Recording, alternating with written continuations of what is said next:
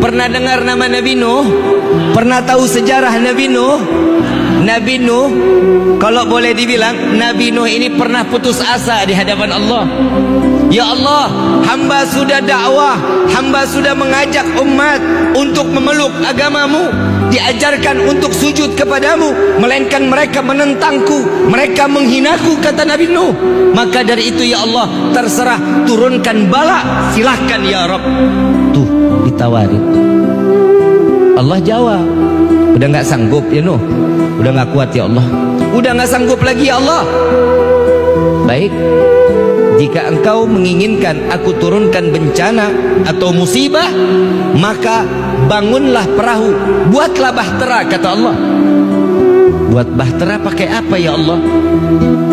Pakai kayu. Kayunya dari mana ya Allah? Sedangkan di tempatku ini tidak ada kayu. Dikasih bibitnya, dikasih bibit, dikasih bibit, ditanam oleh Nabi Nuh sampai bertumbuh dengan begitu besarnya pohon tersebut. Ditebanglah satu persatu dan dibuatlah bahtera, bukan di pinggir pantai, di tengah kota.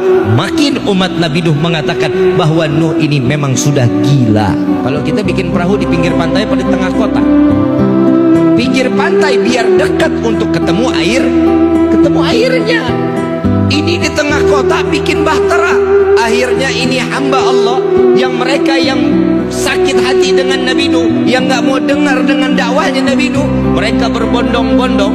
Itu bahtera lantai 1 dibangun sudah hampir rapi, dia berbondong-bondong semuanya. Dia kalau mau buang hajat, buang air kecil, buang air besar, larinya di bahteranya Nabi Nuh. Gak mau di kamar mandinya mereka, enggak, maunya di bahtera Nabi Nuh.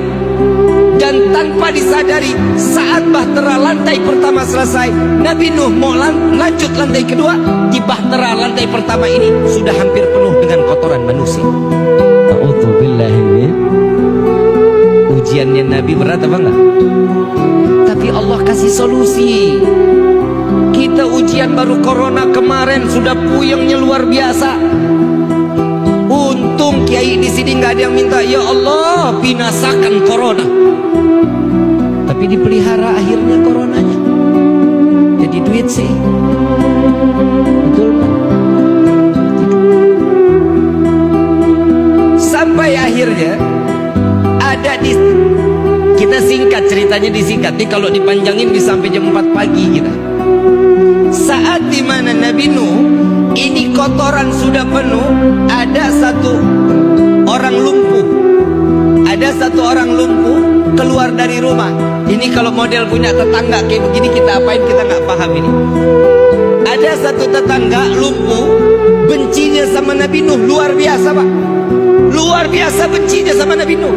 Saat-saat lagi di mana dibencinya Nabi Nuh, ini orang lumpuh begitu keluar digotong 3 orang, dipangkul 3 orang, ditanya, Tuhan mau kemana? Saya mau buang air besar, katanya.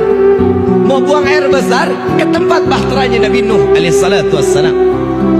Udah lumpuh ngebenci Nabi. Kita punya tetangga begini nih, kira-kira kita apain ini tetangga? Sumpahin mati pastinya. Tapi Masya Allah Nabi Nuh nggak tahu-taunya. Nabi Nuh lagi bingung, setelah ini perahu jadi, saya harus membersihkan bahtera ini daripada kotoran manusia yang sudah menumpuk. Nabi Nuh bingung mau ngebangun sendiri, umatnya juga sampai banyak, harus ngebersihin kotoran lagi sendiri. Dia pasrah sama Allah, ya Allah hamba pasrahkan diri hamba kepadamu ya Allah. Subhanallah, ini orang lumpuh buang air sampai ke dalam, ditinggal sama yang gendong pegangan tiang. Subhanallah, begitu selesai kepleset pak, kepleset sama kotorannya sendiri, jatuh terbalik, semuanya kotoran manusia dari ujung rambut sampai ujung. Wa subhanallah, bisa berdiri, lumpuhnya hilang, keluar dari bahtera Nabi dalam keadaan berdiri, berjalan. Lalu para yang tadi pemandunya ditanya, Tuhan kok bisa sembuh? Tadi perasaan digendong, kok keluar sekarang jalan? Saya nggak tahu ada apa di dalam ini. Ini kotoran, ternyata kotoran inilah yang bisa menyembuhkan saya. Memang dasar nggak punya akal.